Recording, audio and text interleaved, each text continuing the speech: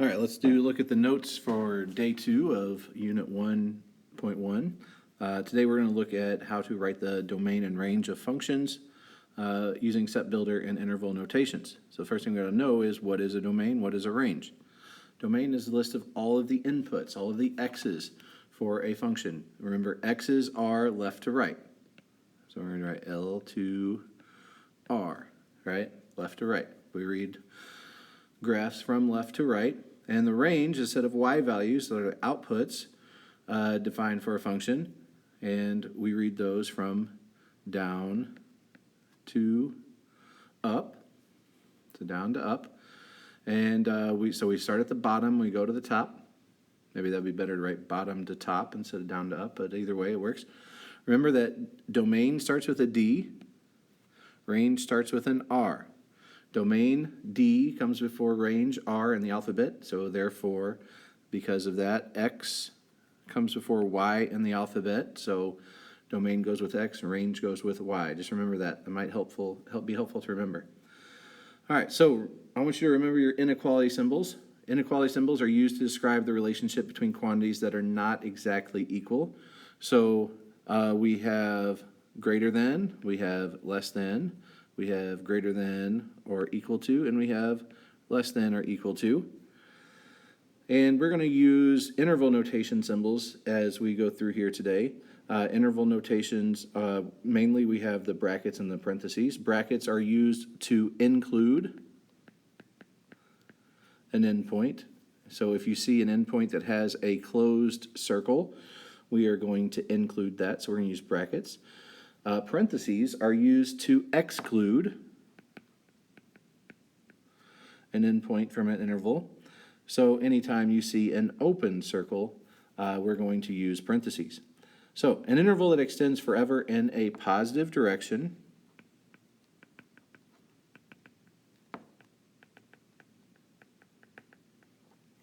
remember, the positive directions on a graph are either going to the right or going up. That's how we go positive, is to the right and to up. Then if we have arrows going to the right or to up, then it extends to positive infinity.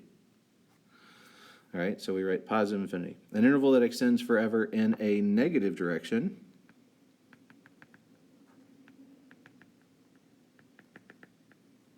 and remember, negative directions are down and to the left. Those are the two negative directions. Those go towards negative infinity.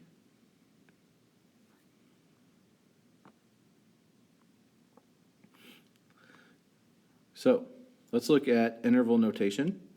If you notice this number line here, we have moving from left to right, we see that the number starts at -2. Now we need to know what kind of sign to put in front of that. We see that it's an open circle, so I know that if it's an open circle, I'm going to use a parentheses. And then if I look at the right end of that graph, it's an arrow going forever in the positive direction, so it's going towards positive infinity. Now, we can't count to infinity, so we can't include it, so we have to put a parentheses after it. Now, the way we write that in algebraic notation is we just say that all x's greater than -2. And we look at set builder notation, we have this set sign, so the set of all x's in which x is greater than -2, and so that is how we write that. It's not the perfect set builder symbol, but it'll work. All right, let's look at the next one. Start at the left side of the graph. We see that arrow going forever towards the negative direction. Arrows mean it goes on forever, so it's going towards negative infinity. Then we have a closed circle at +3. So we know it ends at 3, and since it's closed, it is included, so we're going to have a bracket. Now the way I would write this in algebraic notation is we would say all x's less than or equal to 3. And then in set builder notation, I would say x's that are a set of, or x is a set of all x's less than or equal to 3. And this line that is between the x's, that is just a way to build a set. It's always there. That's kind of the thing about set builder. There's always that symbol there. Interval notation. For the third one here, we have two endpoints, no arrows, so we won't be using any infinities. If you look at the left end, we always start from left and go to right. So starting at the left end, we start at -4, and it's a closed circle, so it's going to be a bracket. And then the right end is at 1, and it's an open circle, so we use parentheses. Now, since this is all x's between -4 and 1, I'm going to say -4 is at the low end, and it is less than -4 is less than or equal to x, which is less than 1. So our x's are bigger than -4, or at least as big as -4, if not -4, but they are smaller than 1. And we would say for the set builder, x is a set of all, well, let me go back a step. We would say that -4 is less than or equal to x, which is less than 1. There we go. Now, if we look at the last line here, it's a number line with two arrows extending in both directions. Starting at the left side, arrow going to the left forever means that we have negative infinity. Arrow going to the right forever means I have positive infinity. And since we can't count to infinity, we have to exclude it, so we use parentheses. For algebraic, we would say that x is equal to all real numbers, so we make it a capital R with a little extra line there for all real numbers. And then for the set builder, this is the one where it's really weird. Say x is set, where x is made up of all real numbers. It's just a really weird way of writing it, but that's the way they do it in set builder. In this class, we're not going to use set builder hardly at all. Interval is the one that we're going to use the most often, and that's the way you're going to do your homework, is in interval notation. So let's look at some examples. Number 1, we have a quadratic, and the domain of every quadratic is negative infinity to positive infinity. Those arrows are going forever in both directions. And then the range, we always start at the bottom. The lowest y value represented is 0, and it is included, and it goes up forever towards positive infinity. So the range is from 0 to positive infinity. The domain of the next one. Now, the farthest to the left this goes is -6, and it is a solid dot. You'll see that at 2 here, it is represented, so there's no gap in the domain. And again, at 4, it is represented there with that bottom of the parabola, so there's no gap there. So it doesn't end until you get to 8, where there is an open circle, so we would have a parentheses. The range, we look at the lowest y value represented, and it looks like it is right here, and that is -7. And it is represented, it's a closed dot, so we'll use a bracket. And the highest point, we got a tie right there at 9, and it's represented in both spots, so we would use a bracket. From -7 to 9 is the range. There's no holes because of all the overlaps. All right, number 3. From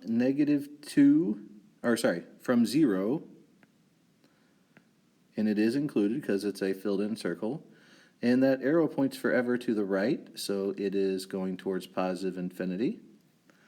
The range, the low point is -2, and again, it is included, and it's going up forever, so it's going towards positive infinity. So that is the range of that ray there. Number 4, as you look at the left side of the graph, the first thing we come to is the left side of that parabola, and it's extending downward forever, of course, but it's also extending to the left forever. So that means it's going towards negative infinity. But it stops at 2, and we have a gap. There's nothing represented between 2 and 4, so we have to show that. So it stops at 2, and 2 is not included, so we use the parentheses. Then we have to show that there's a gap, so we put this U for union. Then it picks back up again at 4. Now, there's a solid dot at 4, so we're going to use a bracket there. And that red arrow goes forever to the right, so it's going towards positive infinity. Now, if we look at the range, again, that blue arrow on the left side of the parabola is pointing down forever. So that means it's going down towards negative infinity. That blue parabola tops off at 2, and between 2 and 6, there is nothing represented, so we have to show that there's a gap. So we go up towards 2, and it is included, so we use a bracket, but then I have a union, and then a y value of 6, and it's a solid dot, so I have a bracket, and that arrow is going up forever, so I have towards positive infinity. So that is my domain and range for number 4. Now, hopefully you have worked out number 5 and 6. If not, go ahead and pause and do that now. Number 5, the domain, again, is left to right. So those arrows are pointing down forever, but they are also pointing to the left and right forever. So the domain of that is negative infinity and positive infinity. The range, we start at going down, of course. That one's easy, negative infinity. And it tops out at 5. And 5 is included, so we would use a bracket. Then moving on to number 6, we have 2 pieces. We have an open circle at the x value of negative 2. And that goes to the x value of negative 1. And then I have a break, so a U. And then I have a solid circle at positive 1. And that second line is going to the right until the y value of 3. But that's an open circle there, so we would use a bracket. So from negative 2 to negative 1, and then from 1 to 3. And then our range, we start at the bottom, which is negative 8. And it's an open circle, so it's not included. And that goes up to negative 1, the y value of negative 1, and it is, again, not included. And then there's a union, and then we have a solid circle that has a y value of 1 and an x value of 3, and there we go. So it is very similar. That's just coincidence that the x and y's matched on this number 6, the domain and ranges there. That is just a coincidence. All right. If you have any questions, please feel free to ask me. Send me a message on Canvas or send me an email. I'll try to get back to you as soon as I can.